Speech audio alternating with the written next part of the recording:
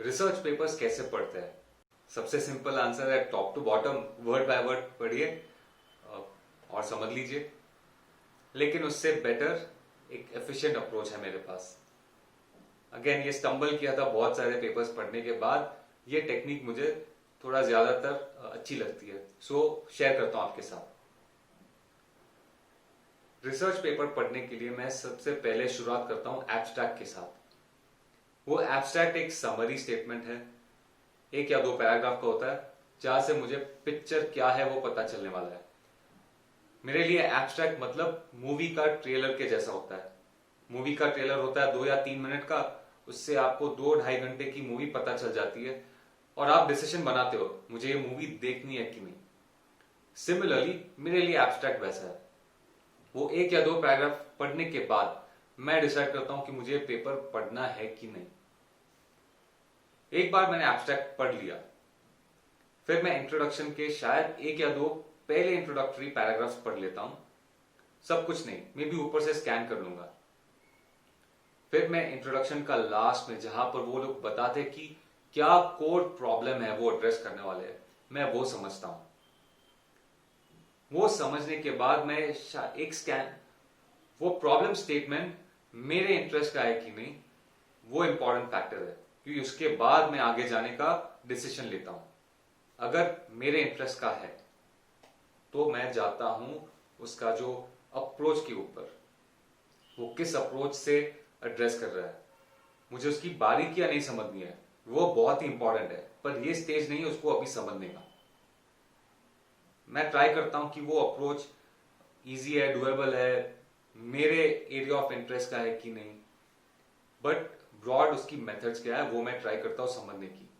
और ज्यादातर वो अप्रोच में ब्लॉक डायग्राम होता है, एक्सपेरिमेंटल डिजाइन होता है, उस पर मैं थोड़ा एक्स्ट्रा फोकस डालता हूं। उसका जो कोड एक्सपेरिमेंटल डिटेल्स है वो मैं बाद में पढ़ लूंगा, अच्छे से पढ़ूंगा, पर बाद में। अभी मुझे ऊपर ऊपर से उसका अप्रोच क्या है वो समझना है। फिर मैं जाता हूं उसके रिजल्ट्स पे, और रिजल्ट्स को मैं लाइन बाय लाइन नहीं पढ़ता हूं, मैं उनके ग्राफ्स पे अटेंशन देता हूं, मैं उनके एक्सपेरिमेंटल ऑब्जर्वेशंस पे अटेंशन देता हूं।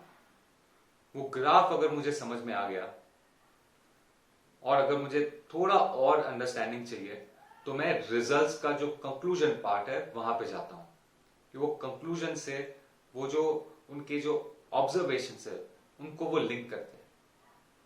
सो ये मेरा पहला स्कैन हो गया। इसको मैं ट्राई करता हूं, अगर मेरे इंटरेस्ट का पेपर है तो मे बी 15 to 30 मिनट्स, उससे ज्यादा नहीं। कई बार 5 मिनट भी होता है, बट वो बहुत ही कम केसेस में होता है।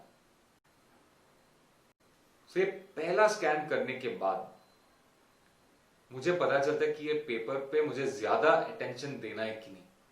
और अगर ज्यादा अटेंशन देना है तो मैं उसको साइड पे रखता हूं, उसको बुकमार्क करके रखता हूं, या अपने कंप्यूटर पे एक अलग फोल्डर में डालता हूं।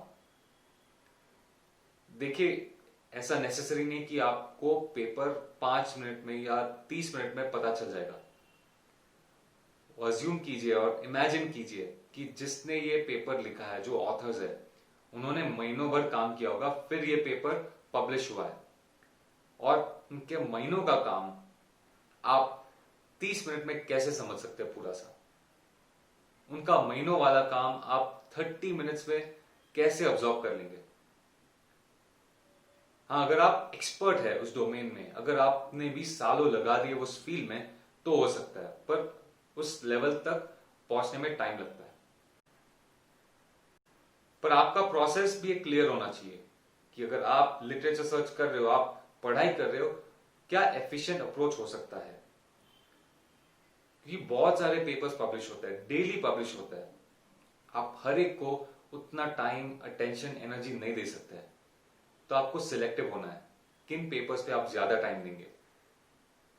सो ये जो सिलेक्टिव स्कैनिंग अप्रोच है, आपका गोल ये है कि उसका वो पेपर का फ्लो क्या है, अगर वो आपको समझ में आ गया, आपका एरिया ऑफ इंटरेस्ट अगर वो आपको समझ में आ गया, आपके एरिया ऑफ इंटरेस्ट का है, तो उसको एक बुकमार्क कीजिए, उसको अलग फोल्डर में रखिए। मैं कई बार उन पेपर्स को सिलेक्टिवली सिर्फ वो पेपर्स को प्रिंट करता था, बाकी सब मेरे ऑनलाइन फोल्डर्स में रहते थे। पेपर ज्यादा वेस्ट करना नहीं है तो बहुत ही कम पेपर्स का प्रिंटिंग करके मेरे डेस्क पे होता था। सो वो पेपर्स पे ऑफकोर्स ऑटोमेटिकली मेरा ज्यादा टाइम जाएगा। और रेलेवेंट सेक्शंस को हाईलाइट वाईलाइट वो सब करना तो आप कर लोगे। अब ऐसे बहुत सारे पेपर्स होंगे जो आपके डोमेन ऑफ इंटरेस्ट की नहीं है, उनको आप स्कैन करो, क्विक डिसीजन ले लो कि भाई ये एब्स्ट्रैक्ट से मुझे पता चल गया कि ये मेरा एरिया ऑफ इंटरेस्ट में नहीं आता है, इसको पढ़ना मेरी क्यूरियोसिटी के लिए अच्छा है पर मेरे रिसर्च प्रोजेक्ट के लिए रेलेवेंट नहीं है, तो उसको मैं साइड पे रख दूंगा। जो इन बिटवीन वाले पेपर्स होते हैं जहां पे आप श्योर नहीं है, उनके लिए एक अलग फोल्डर बनाइए, उसमें डाल दीजिए वो सब। सो उन पेपर्स को आपको तभी खोलना है जब भी आपका जो मेन पेपर्स है, जो सिलेक्टिव वंस है, उसकी स्टडी पूरी हो जाए, उसके बाद you can pick other papers.